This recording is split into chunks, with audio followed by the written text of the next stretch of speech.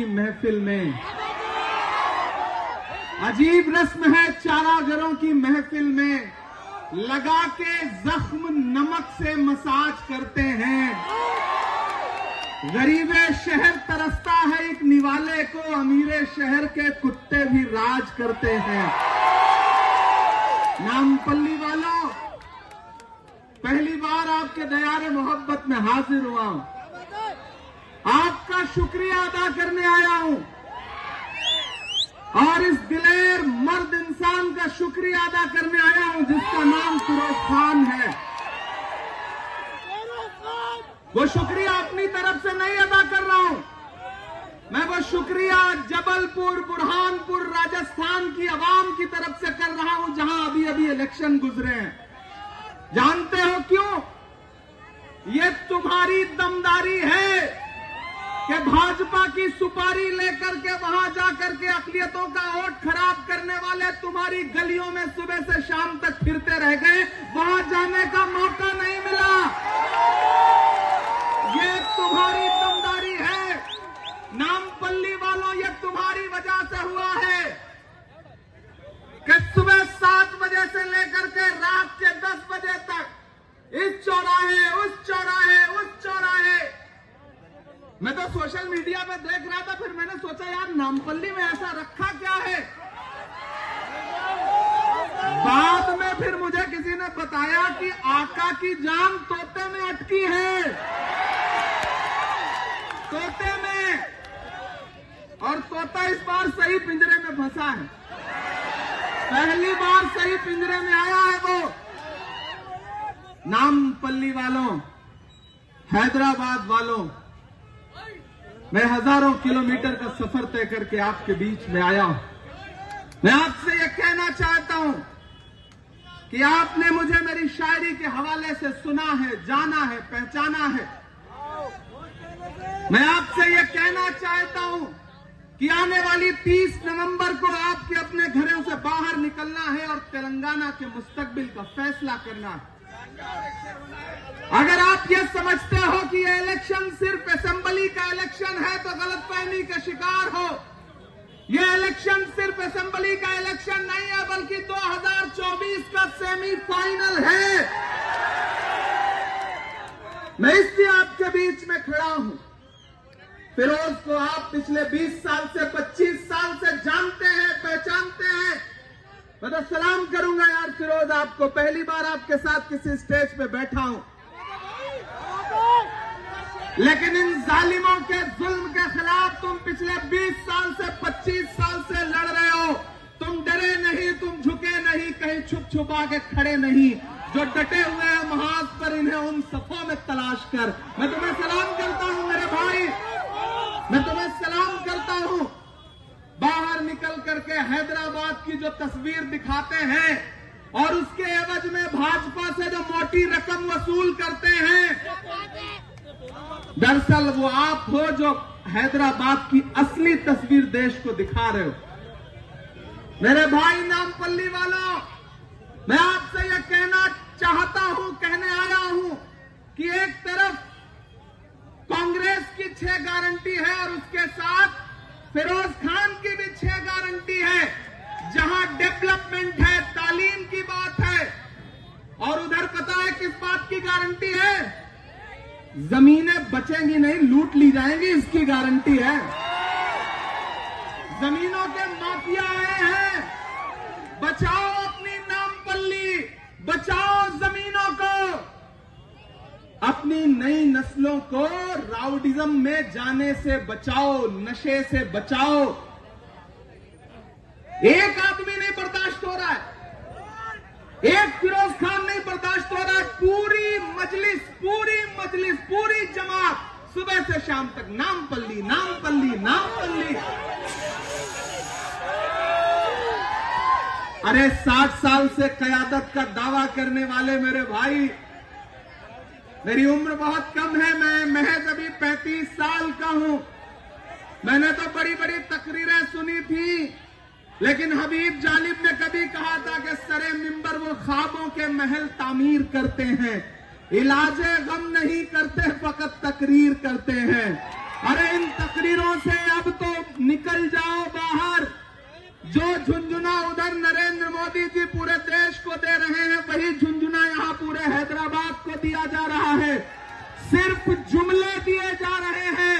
मैं वारंगल से लेके, करीमनगर से लेके, नलगोंडा से लेकर के निजामाबाद, आदिलाबाद, पूरा तेलंगाना घूम के आ रहा हूं। कोई ताकत नहीं रोक पाएगी। आज मोदी जी आए हैं, उनका भी हमला कांग्रेस पे, बीआरएस का भी हमला कांग्रेस पे, एमआईएम का भी हमला कांग्रेस पे। कभी सोचा है कि तीनों के रिश्ते क्या हैं? कभी सोचा है? एक कहता है 15 मिनट, उधर वाला कहता है 15 लाख, एक कहता है 15 बोतल खून, चौथा खड़ा होता है तो कहता है 15 करोड़। ये 15 का कोई रिश्ता बड़ा गहरा नहीं है? कभी समझा नहीं? और मैंने तो सुना कि कल छोटे साहब निकले थे इधर से रोड शो लेकर के, मुझको याद कर रहे थे। मुझे पता चला, बता रहे थे कि मेरी जो भी शोहरत है वो बस उनके दम से है। क्या मेरे भाई ईमान नहीं है तुम्हारे अंदर? वो तो इज्जो मंतशा, वो तो जिल्ल मंतशा पे ईमान नहीं रखते हो। ईमान रखा करो। मैं कुछ उन पे बात नहीं करना चाहता, क्योंकि उनके जैसे लोगों के लिए तो भी चीचा सलीम ही काफी है। अपन क्यों बोले उन बातों को? आज भी मैंने सुना कि बड़े वाले साहब भी मुझे याद कर रहे हैं। नांदेड़ अभी भूले नहीं होंगे। और मैं ये भी कहूंगा, मिराज साहब का एक शेर है कि ये हवेली से खंडर का रास्ता हो जाएगा। किसने सोचा था कि इतना फासला हो जाएगा? पुश्त पर घोड़े के रहने दो मेरा जख्मी बदन, मैं जमीन पर गिर गया तो जलजला आ जाएगा। मेरे भाई, मुझे मत छेड़ो। जिन तकरीरों का कारोबार आप करते हो, मैं उसमें पीएचडी हूं, मैं उसी की कमाई खाता हूं। अल्लाह ने मुझे शायर बना के पैदा किया है। मुझे मत छेड़ो। मुझे छेड़ोगे तो हिंदुस्तान के हर शहर में बेनकाब करूंगा, हर शहर में, और हैदराबाद आके भी बेनकाब करूंगा। और कल को जब मेरा भाई फिरोज एमएलए बन जाएगा तो वो सिर्फ एक सीट का एमएलए नहीं होगा, वो 7 एमएलए, 6 एमएलए, 5 एमएलए जो होंगे उन पे सब पे भारी पड़ेगा, सब पे भारी पड़ेगा। मुझसे आज मीडिया के किसी साथी ने कहा कि इमरान साहब आप नामपल्ली जा रहे हैं, आपको पता है मजलिस के कितने विधायक हैं? मैंने कहा कितने हैं? बोले 7। मैंने कहा नहीं 8 हैं। बोले 8 कौन है? मैंने कहा राजा सिंह को भी उसी में जोड़ लो ना। 8 हैं, 8 विधायक हैं। पूरे मुल्क में कयादत खड़ी करेंगे, लेकिन जहां दारुस्सलाम मौजूद है उस गोशा महल में राजा सिंह के खिलाफ कैंडिडेट नहीं देंगे। बताएंगे हिकमत अमली है।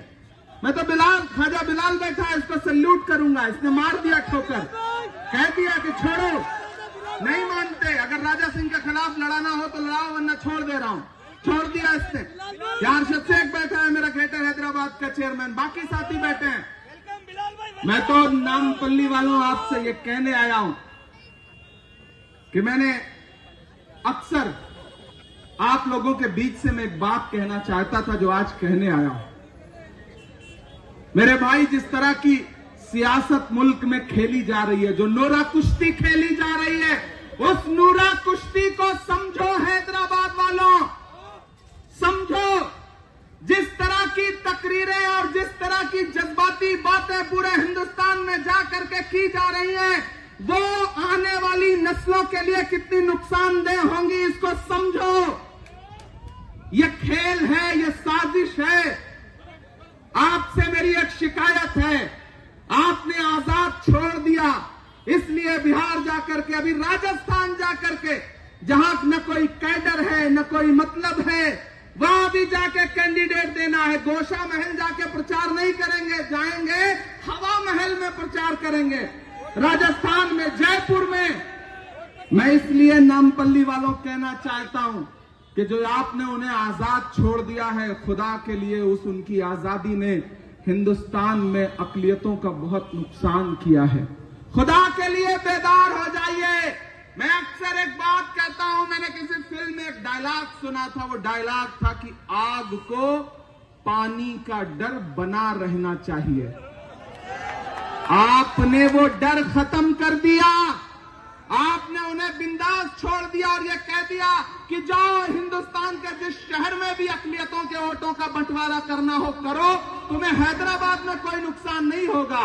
उन्हें एहसास दिलाओ कि अगर हैदराबाद से बाहर जाकर के बुरहानपुर में, जबलपुर में, उत्तर प्रदेश में, बिहार में, बंगाल में अकलियती वोटों का बंटवारा करोगे तो हम तुम्हें तुम्हारे हैदराबाद में हराएंगे। ये डर पैदा करो।